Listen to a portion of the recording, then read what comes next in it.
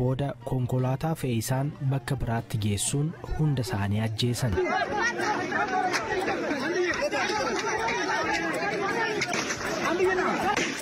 Du'aan boqochuu Alii Birraa hordofuudhaan artist Amal Maalabaata Alii akkatti yaadattus gaafanneerra. Oduuf odeeffannoo biroos qabna. Hirphaa gammachuus ni fanneessa amma xumuraatti nu hordofaa.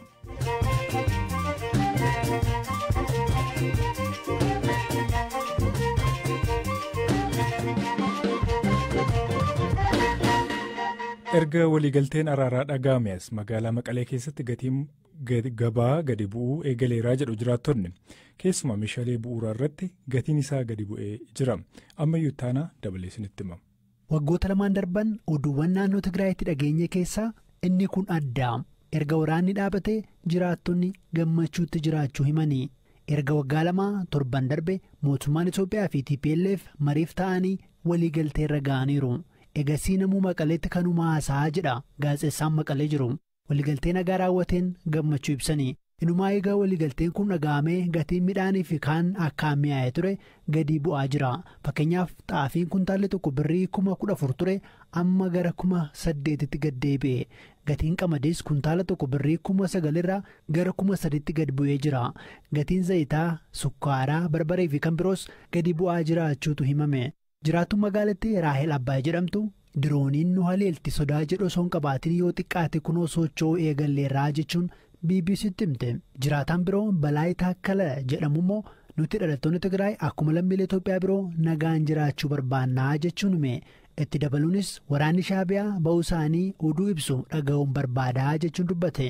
Fedhiin guddaan jiraattota kanaa deeggarsi akka Tigraay seenuudha. Sababa waraanaan namuu rakkoorra bu'eera. Dhimmi biroo jiraattonni irratti dubbataa jiran keessaa inni tokko waa'ee hiikkachuu humnoota Tigraayidha. Akkaataa waliigaltee kanaan humnoonni Tigraay meeshaa isaanii ni hiikkatu. Heerri Itoophiyaa akka kabajamuu ni barbaadu. Garuu ammoo raayyaa ittisa biyyaarraa shakkii qabu jedha gaazexessaan Maqalee jiru. Sababni isaa immoo waggoota lamaan darban keessatti yakkootii garaagaraa irratti raawwachuu dubbatu. Raayyaan ittisa biyyaa kana ni waakkata. Aangawoonni TPLF waliigaltee kanaan gammachuu ibsanis paartileen mormituu Tigraay keessa jiran garuu marichi fedhii uummata Tigraay kan hin eegnedha jechuun komii ibsanii akka hin fudhannees beeksisan. Dhalattoonni Tigraay biyya alaa jiraatan muraasnis yaada akkanaa qabu. Keessumaa humnoota Tigraay hiikkachiisuu kan jedhu irratti waliin galan.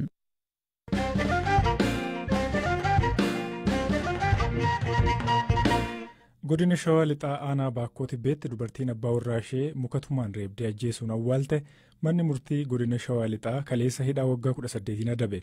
Maaltu yakka kanaaf ka'umsa akka ta'e waajjira poolisii Aanaa Baakkoo Tibbeetti qorataan yakkaa saajin ittaanaa Dooshaa Wayyumaa BBC'tti himaniiru. Maqaan miidhamaa Shumaa Abarraa jedhama. Abbaa warraa isheeti. Daa'ima 3 waliin qabu. Haati warraan isaa immoo kan shakkamtuun miidhamaa Shumaa Abarraa irratti raawwatte Suufanii 50 jedhamti. Maaliif ajjeefte yeroo inni gaafannu dura wal lolaa turre lola qabna.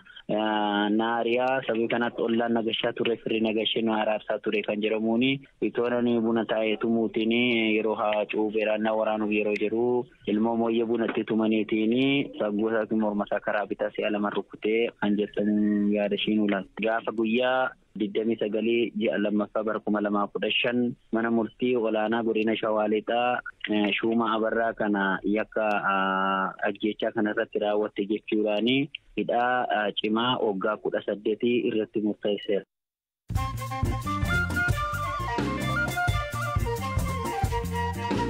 Amma immoo oduun gaggabaabsee isinitti mariin torban kana gaafa wixataa magaalaa Keeniyaa Naayiroobiitti eegale hanga jimaataatti itti fufuu akka danda'u himame. Mariin kun erga waliigalteen nagaa mootummaa Itoophiyaa fi TPLF wajjiniin torban darbe Afrikaa kibbaatti mallattaa'een booda eegale. Qondaalli Raashiyaa bulchaa ittaanaa Kerson gochuun muude Kirill Stomostoof ajjeefamuu miidiyaaleen Raashiyaa gabaasan. Namichi umurii ganna 45 kun kutaa Raashiyaa humnaan qabattee kanatti muudamanii turan. Dhaabbanni meetaa hojjettoota isaa keessaa 13 akka hir'isuuf jiru beekse. Dhaabbatichi hojjettoota sadarkaa idil-addunyaatti qabu 87 keessaa 11,000 hir'isuudhaaf jira. Hojii gaggeessaan dhaabbatichaa Maark Zuukarberg seenaa dhaabbatichaa keessatti murtoo ulfaataa ta'e murteessine jedhaniiru.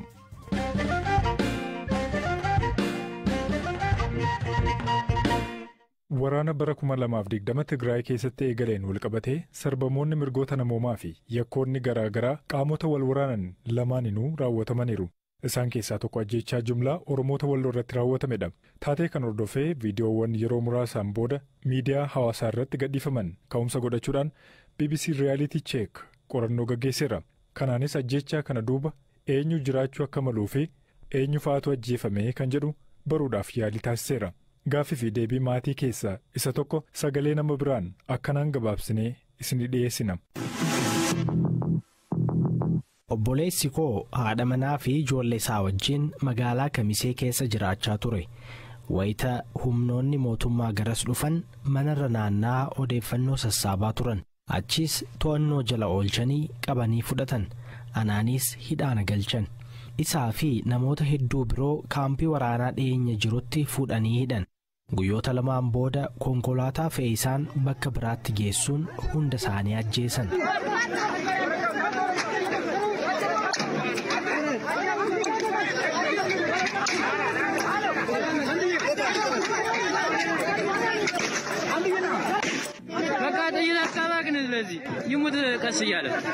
Ji'ootaan booda bakka inni itti ajjeefametti deeme.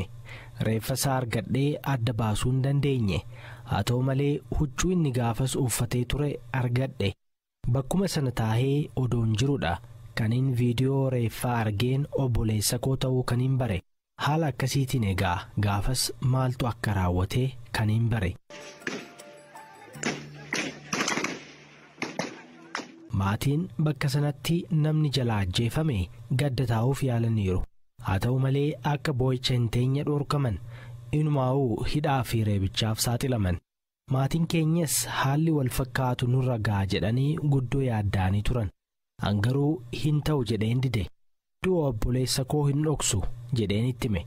Ifattiin gadda koo ibsadha. Rabbiin haa argu. Obboleessi koo fi namoonni achitti ajjeefaman suni sababa eenyummaa isaaniitiin ajjeefaman. Obboleessi koo hidhattoota waraana bilisummaa Oromoo wajjin hidhatan qabu. Balleessaa omaatuu hin dalagne.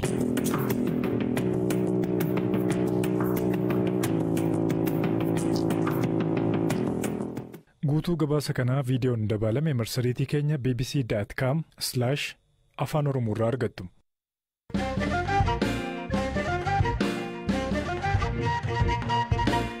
Artistii gameessi addunyaa kanarraa boqote Alii Birraa jireenya isaa keessatti irra deddeebiidhaan mata dureewwan kaasaa ture keessaa tokko dhimma tokkummaadha. Ganna lamaan dura dhimma kanarratti BBC'tti kan dubbate ture. Furmaanni tokko kan jenne waan biraa hin jiru unity tokkummaa uummata Oromoo nama biraatirra hin dabarru mirga namaatirratti hin dabarru biyya keenyatti lafa keenyatti mirga qabna nama mirga san kaasuu barbaadu nurraa fageessuu barbaadu. Kun diina keenya dhuunfaa fi gamtaadhaan paartiileen Oromoo biyya tana keessatti uummata Oromootiif qabsaa'a kan jedhu gaariidha. Okay, kallattii sirriiti. Garuu yoggaadhaa agartee politisaayis godhan deemee namuu barcuma barbaaduun kun paartiilee hundaafuu kan ta'uu miti yoo tokkummaan hin jiraanne. Maali hin cabne jalqaba cabne xixiqqaa baay'ee taane kuni Wallaggaa kuni Shawaa kuni Harargee kuni Arsii kun Sidaam maaree jedhanii nu cicciranii turan soo maal turre Oromummaa wanna jedhu san miira san nu keessa baasan eenyummaa keenya oriijinaalitii keenya nu keessaa baasanii jiran inni wanta agartee hiriti bulchii yookaan bitii wanna jedhan divide and rule baanansan argisiisa. So Wallaggaas xiqqaatee Harargees xiqqaatee Arsiinis xiqqaatee Shawaanis xiqqaatee ammoo yoo walitti fidan jarri kun yoo walitti fidan ammaas wannan keeziin isaanii tokko cunqurfama saamama biyya isaatii fi kana kanatti miti yoo waliif finne maal taana one strong wanna agartee ummata waan deemaniif bakka dhaqqabuu kan dandayan ta'uu shakkii maleedha dandeenya. Ammoo akka keekitti akkanatti kan nu cicciran miirrisan yookaan yaannisan nu keessa jiraachuun isaa laafaa jechuun kee kan humna hin qabne taana jechaadha. Argitee maali malli yoggaa jettu tokkummaadha. Uummata Oromootiin bilisoomsaa mirga isaatiin argamsiisaa je'ee kan ka'e yoo walitti dabalamanii humna ta'an malee kophaa yoo ta'an laafaa nama humna hin qabne xixiqqaadha ta'a diinni akka laafatti akka kubbaatitti nu dhiituu danda'a jechaadha.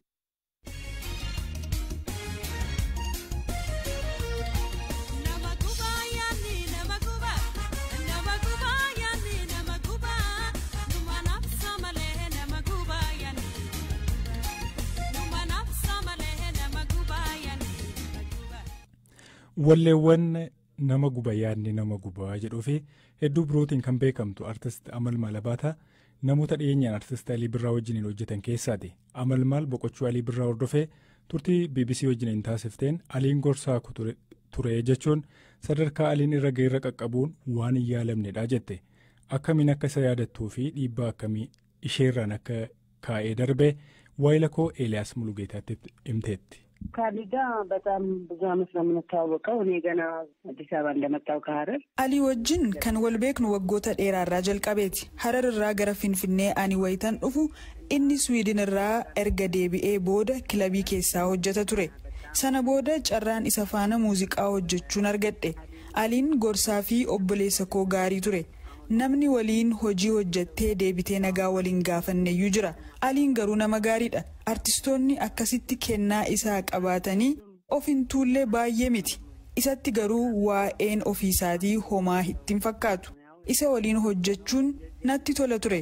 Sababiin isaas waliin kolfinaa ni taphannaa baay'ee nama gaarii ture. እሱ ጥግ ለመድረስ የማይሞከር ቢሆንም እነሱ ናሊ ሸቦ የሰሩት ስራ እንሸንተም ሹቢሳ የሰሩት ስራ ሰደርካ አሊን እረገ ሄረቀ ቀቡን ዋን ሂን ያለምኔ ተኡሌ አሊ ሸቦ ፊ ሸንተም ሹቢሳ ፈአን ሆጂ አጃይባ ተኤ በረ ዱሪ ሰነቲ ሆጀተኒሩ ናኖን ሱን ናኖ ደልደላቲ ኢዶ ደልደል ጅሩሞ የሮ ባዬ ደፌቱ ካን ጫላ ቀሮማ ኢዶ ካንራ ኡፈና ሙዚቃ ፊ ከን ብሮቲን ደፌ ቀሮማ kanaaf natti fakkaata muuziqaan isaanii dhaamsa mi'aawaa kan qabu wanti baay'een walitti waan makamuuf natti fakkaata anillee dhaladhee kan hin guddadhe naannoodhuma sanatti isaan ilaallee waan danuu irraa baranne alii bira gahuun garuu kan yaalamu miti nurratti dhiibbaa uumee qaba gorsaa kooti jechuun nan danda'a.